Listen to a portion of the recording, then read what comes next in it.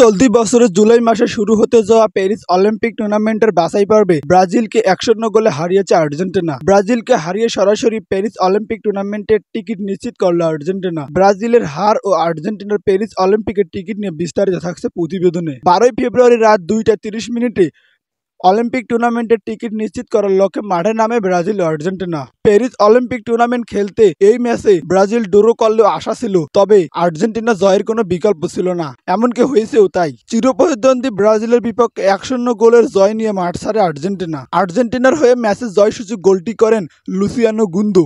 এই জয় নিয়ে সরাসরি প্যারিস অলিম্পিক টুর্নামেন্টের টিকিট নিশ্চিত করলো আর্জেন্টিনা। অন্যদিকে টানা ২বার চ্যাম্পিয়ন দল ব্রাজিল অলিম্পিক টুর্নামেন্ট থেকে ছিটকে গেছে। এই দিন অবশ্য আর্জেন্টিনার দাপটটা বেশি ছিল, গোল ছাড়াও সবকিছুতে এগিয়ে ছিল আর্জেন্টিনা। ম্যাচের ৬১% বল দখলে রেখে ব্রাজিলের জালে ১৩টি শট নেয় আর্জেন্টিনা, যার মধ্যে ৩টি শট অন টার্গেটে ছিল।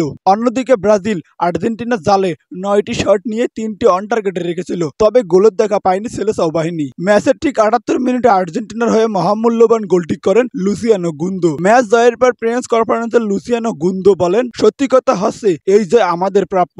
আমরা কোনো ম্যাচ হারিনি, কোয়ালিফাই করতে পারাটা দারুণ ব্যাপার। এর আগে চূড়ান্ত পর্বের প্রথম